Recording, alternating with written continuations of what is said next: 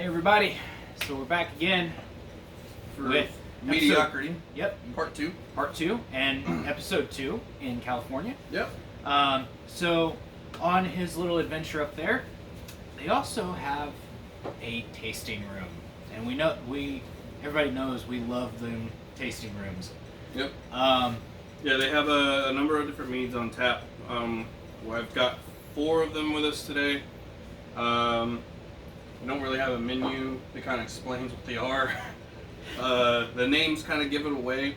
The only one that won't is the label that just says Brazilian. It's organic Brazilian honey. Ooh. So is it like it's traditional but Brazilian honey? It's a traditional style, but it's made with organic Brazilian honey. I'm kind of looking forward to that. Yeah. And then we've got a pomegranate flavor. Oh, and they come in growlers. Yeah.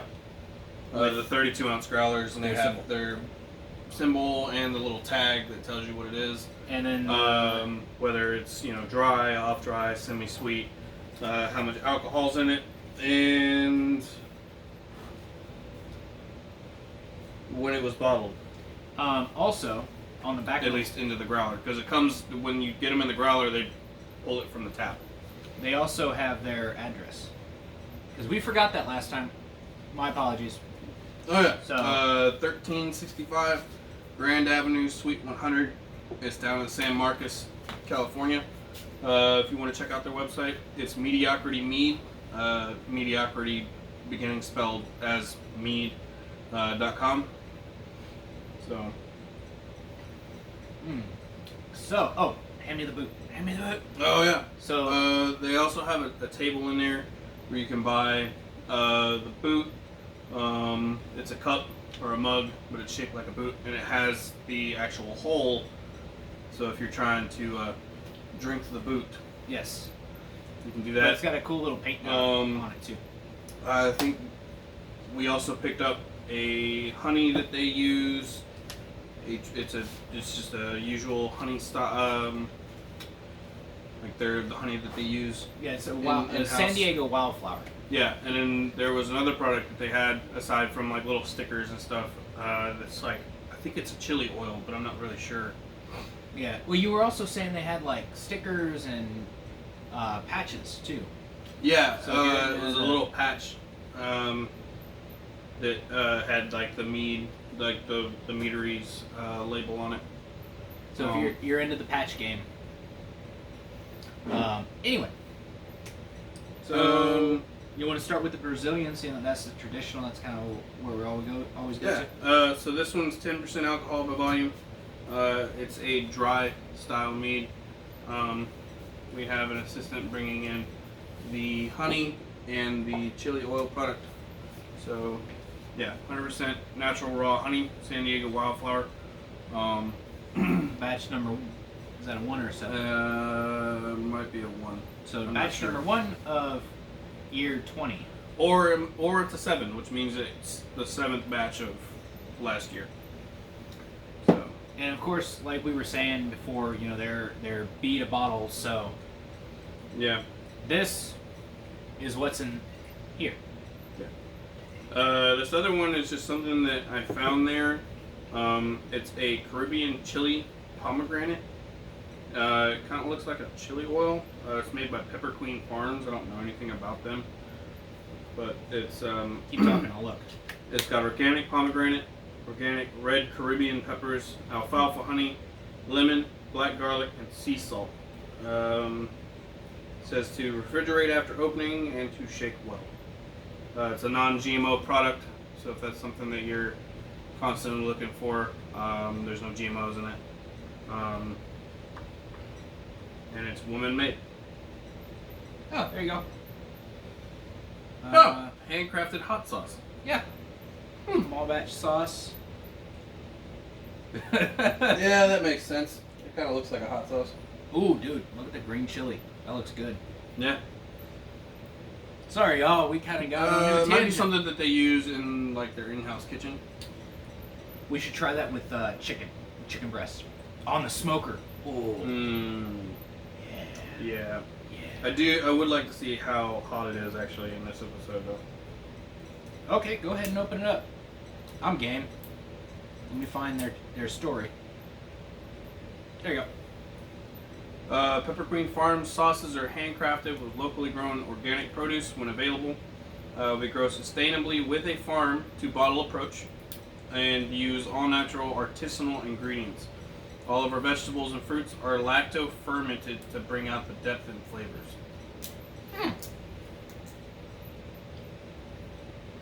Trying to find. Let's see, they have their shop.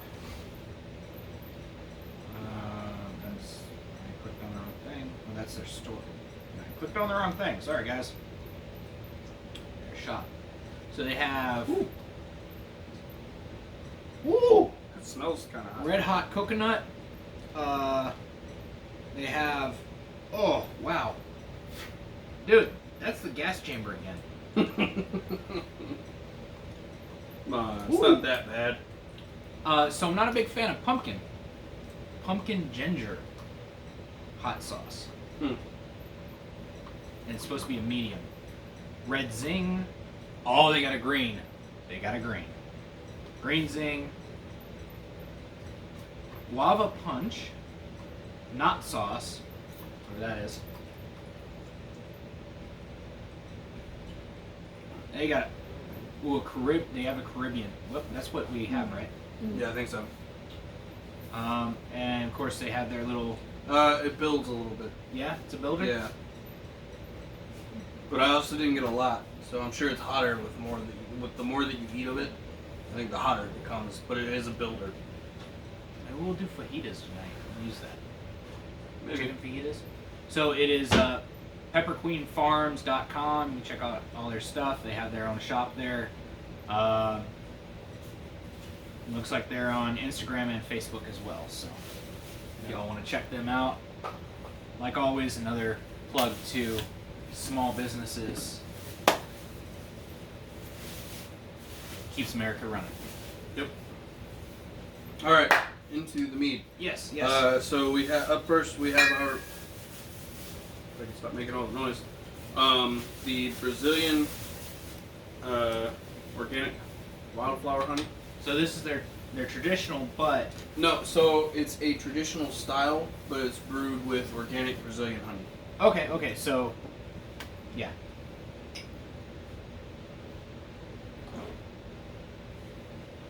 Ooh.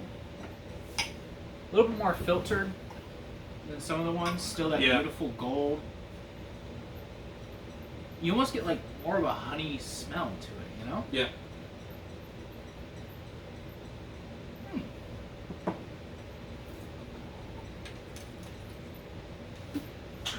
I think it's a little sweeter. Yeah. Than the other one. It's got more of a like crispy flavor. Yeah. Or if that makes sense. No, it's very crisp. Yeah. It gives almost. It's not an apple flavor, but it like kind of reminds you of like a crisp apple, with just how sharp that sweetness. Yeah, because it's not like it doesn't go. It's now. Yeah, and then that's kind of it. That's their other traditional I really enjoyed. Mm-hmm. I think I like this one better. Yeah. Yeah, that's really pretty. Yep. It's nice and light. It's sweet throughout.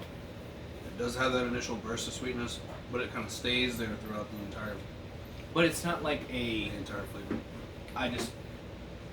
It's not like sucking on a sugar cube either. Yeah, it's not sucking on a sugar cube, but it's a good sweet. It's a good calm sweetness. Yeah. Going from light to heavy, I guess. The next one would probably be the strawberry. It's a 7.5%. It has a date that they bottled it for us there. So when I went was on the 2nd. It's a 32-ounce growler. This one is a dry style mead. And if you've seen our episodes before, you know, strawberry is kind of difficult to work with. Yeah. Because everybody expects that super strong, fake artificial strawberry flavor. Where with meads, you kind of want to do that true strawberry taste. You know, I think Four Brothers taught us that one. Yeah. So this is the first one with a little bit of a More of that red strawberry tinge. tinge. Yeah.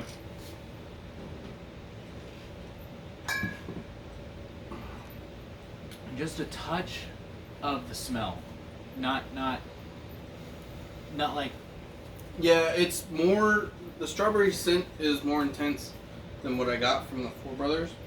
yeah. But it's still not that like. But it's not Open the up artificial strawberry scent. Yeah, like open up a thing of Starburst, what is it, all reds. Mm. Yeah.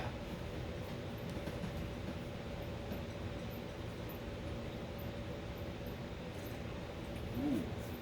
But you also get like the actual strawberry, like the fruit flavor of the strawberry that also has that tart bitterness at the back end. Yeah. It's like biting into a strawberry.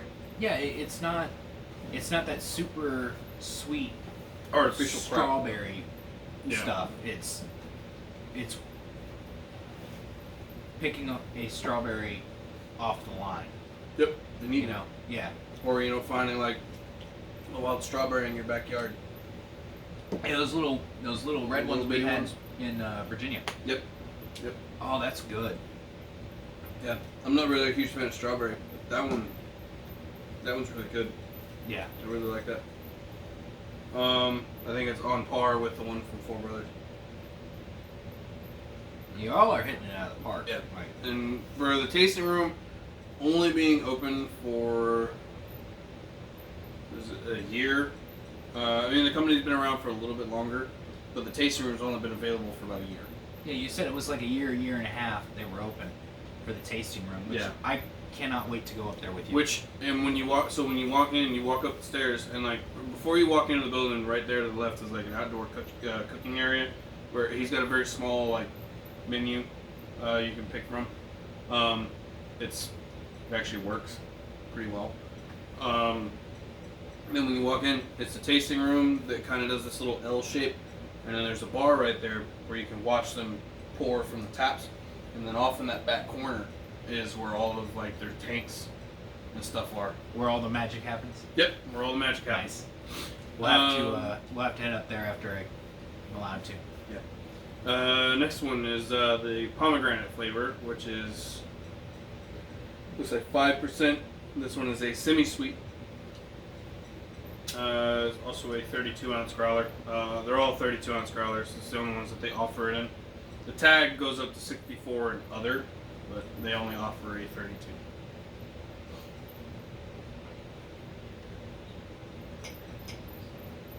About how much were these anyway? Depends. Some of them are more expensive than others. The growlers themselves are anywhere between, I think it's like 20 and maybe 25. It just kind of depends on the flavor.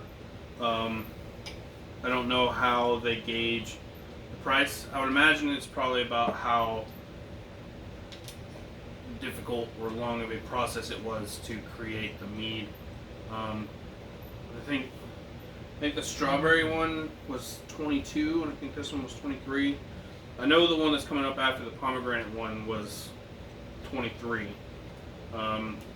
It's like a rose lemonade flavor, which was kind of curious. So, back on topic, the pomegranate.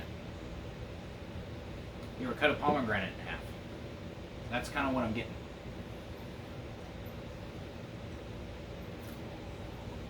Have you ever drank? It's called pom. Yeah, pomegranate. Like actual pomegranate juice. Yeah. It's not as intensely tart as that is, but it has that pomegranate flavor in it. I think they found a way to dial back the tartness Yeah. from the pomegranate juice because the pom is really, really sharp. Yeah, it kind of kicks in the teeth. Yeah, with the tartness. But I think they've done a good job of mixing the pomegranate flavor with whatever honey that they use. And I have a distinct feeling that they use, I mean, obviously they use their San Diego honey, but I wonder if they use the traditional, their foundation, which would make sense for everything else. Yeah, because we've Because seen it seems to be how a lot of companies do it. They start with a traditional style that is their basis or their foundation of the rest of their meads. Yeah, because if you can get that dialed down, then you add flavoring to it.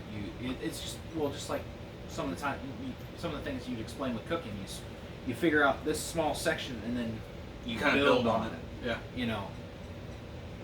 Oh, well, after I'm allowed to, when we go up there, we'll have to ask. Yeah, I do like that initial like burst of pomegranate flavor. It kind of sits there throughout the rest of the drink as it coats the rest of your tongue. I think it's very well made. It's beautifully crafted, and it's a really enjoyable flavor. Oh, yeah, I would have loved to have found that when we were still able to have fires.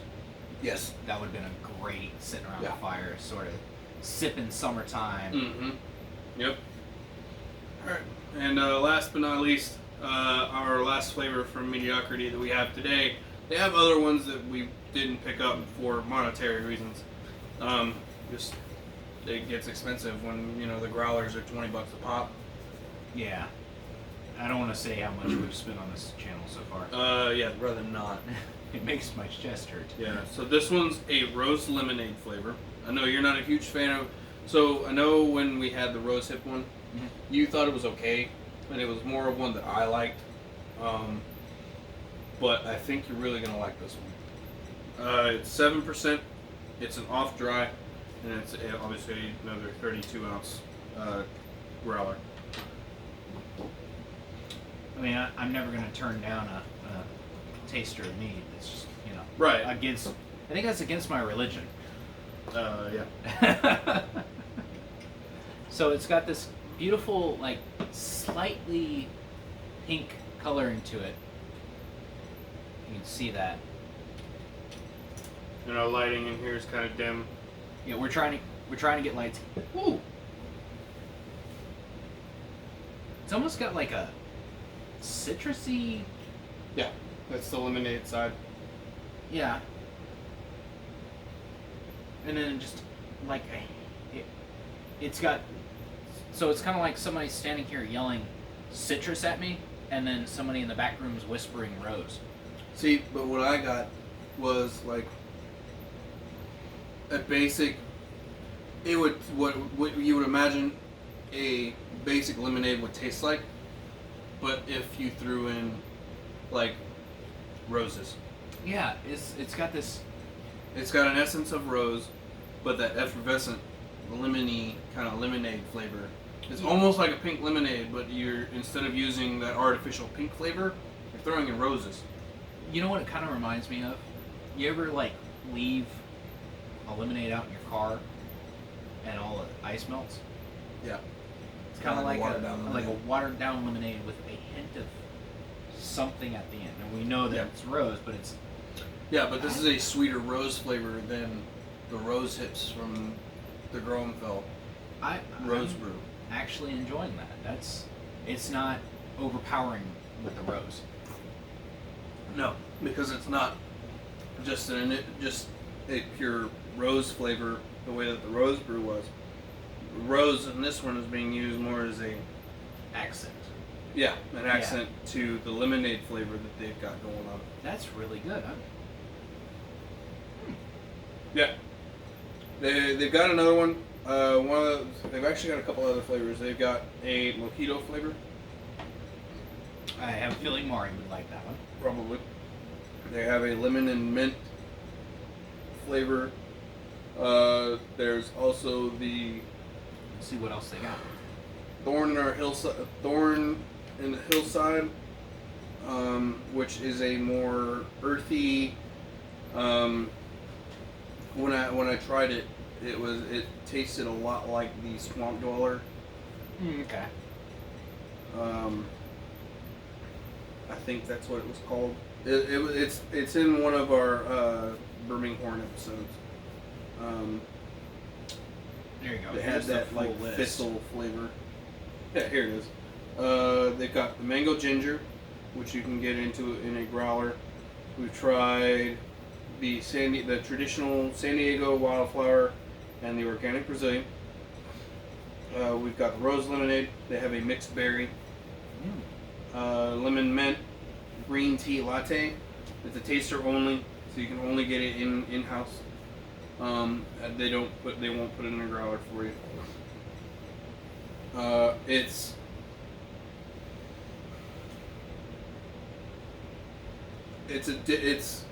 kind of like the Buckland, but it's a more intensive, like, kind of green tea flavor. Okay. There's the Mojito, which is the club only, but you can get it as a taster at the meadery itself. Obviously the Pomegranate Foundation, which you can get in a can or a bottle. Cultivated Native, Thorn in Our Hillside, which, like I said, is that kind of like earthy, real earthy kind of thistle flavor that they have. The one with vanilla and oak, and then they have the local raw honey, which is over there, and that's kind of it. Okay. So what I'm hearing is we may have to do a on-site episode. Yeah. Yeah. We can talk to them and see what we can do. Hey, I mean, you never know. Well, so final thoughts on these 4? They all have their own. It's kind of hard to really do just a broad final thoughts on these 4, just because the Brazilian in and of itself has a uniquely sweet, different kind of honey flavor. It's light, it's very sweet all the way through, and you have that strawberry, that tart burst of strawberry that comes through. It's very intense, and it tastes like biting into a strawberry. And I'm not a huge fan of strawberries, but that's very good. Mm-hmm. And I like the way that they were able to pull that off. That is reminiscent of picking a strawberry or a wild strawberry, off the vine and just eating it. The pomegranate, that just intense pomegranate flavor without all of the tartness that comes behind it. I think they did a very good job of pulling away how tart that particular flavor can be. And then the rose lemonade, for me, it's a unique flavor just because it's a lemonade flavor that's enhanced by that rose aspect. I think it's very good. It's definitely an interesting one, and it's a difficult one to get right because rose is a hard ingredient to use. Right. You see, and oh my god, I can't believe I'm about to say this. To piggyback on what you said. How'd that taste? Oh, that was bad. I'll do it backwards just to make me feel better. The rose, I am super surprised with the lemonade rose. I do not like rose flavored things. Yeah. I could drink that. Probably a small glass sipper, but I could drink it. The pomegranate, I am a big fan of pomegranate. Every year I am going to buy at least 10, and I'm going to eat them, but just tear them apart and eat them. It reminds me of that without that, just like you were saying, without that tartness, where it doesn't like kick you in the teeth. Like, it's pomegranate, but it's not sour. Violet pomegranate. Yeah. The strawberry, it's wild strawberry. You're out in a field that you've randomly thrown strawberry seeds. Like, it's not that Laffy Taffy strawberry, fake strawberry taste. It's blow pop strawberry flavor. It's for the dum dums. Yeah, it's actual strawberry, wild strawberry taste, and it's beautiful. And I'm really happy that they gave that one's a hard one to do, and I'm really happy they tried it. And then the Brazilian traditional. Wow, it's a little bit sweeter than the regular traditional. I feel like it's lighter too. Yeah, it's an interesting flavor, just because of where the honey comes from and just that characteristic that it gives off. Yeah, and it just that one I would love to see bombed. I would love to see that as not just a growler, but as a bottled flavor that you can pick up. So yeah, I mean, absolutely beautiful, guys. That just Yeah. wow. When we heard the name, it was kind of like, you know. This is either really good or not so much. And I think it's kind of like we have been very pleasantly surprised at how good the quality of the meat is. You know, obviously you guys have figured it out. So I mean, just keep doing what you're doing. And I look forward to seeing whatever new flavors you guys decide to come up with. You were saying there was some sort of a winner, like a wassail sort of. Yeah. I was talking to some people that were there in the tasting room on the way out, and they said that there's a winter flavor that not really a winter flavor, but the one that they make with apples, right? Yeah, it's almost like a spiced apple pie kind of ish flavor. And when they mentioned it, I couldn't help but think back to the winter warmer from Groenfeld, because that's kind of what it sounded like. And as much as we enjoyed that one, I think this is another one that we'd enjoy either cold or warmed up. We're gonna have to give it a go. See if Yeah. maybe they'll throw in a crock well, pot for we'll us. have to see later this year. I mean, obviously, you know, there's a whole rumor of California only getting so cold. Yeah. You know, so We'll I guess. I mean, we'll figure it out. I mean, Virginia's kind of temperamental too. Yeah, they will definitely be staying on our radar. And if you're in the San Diego area, do the 30-minute drive north. Give them a look. Yeah. Because If you get a chance, go to San Marcos. Check it out. Check out the meadery. You know, if you're feeling it, up to it, try the food. See how well it pairs with some of the meads. It's a good little place to go. It's not a very big meadery. It's definitely not as big as Four Brothers as far as like the location size, but it's. I think for them, I think it works. nice. They've also got a little bit of outdoor seating as well. But it's very good. It's definitely worth checking out. All right. Well, which one are you thinking, man? Good.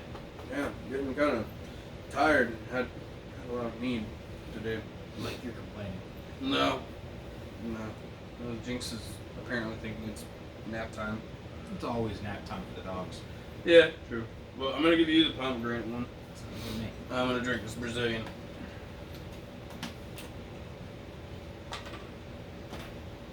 Don't kill the whole thing. No, I'll leave a little bit in the growler.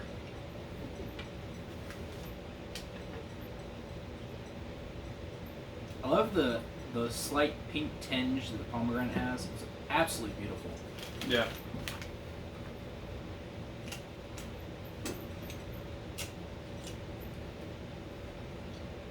I do like how they have, Their emblem on the front of the bottle. yeah, their emblem, little thing on the back, you know, their address. Yeah, so the back of the growler, it's just a basic growler that they use, that they kind of stamp everything on. It says all mead is made from honey, but that's where the similarities end. Different nectars, yeasts, flavors, and terroirs make for a huge variety. We collect raw local honey from our own hives and from partnerships with local beekeepers and farmers. From bee to bottle, all our meads are made with honey from bees we know. Take a sip. I think they're pretty good.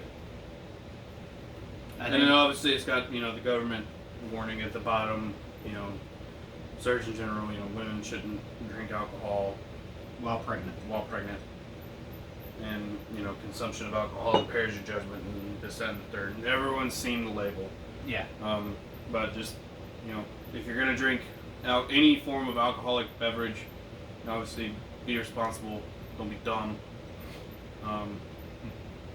You know, Uber and Lyft are your friends. yeah. And it seems like it's a kind of a thing that a lot of people use here in California. Are we about to go into a public service announcement? I think we do that at the end anyway. Yeah. So, as always, be great to one another. Drink responsibly. Skøl. Skøl.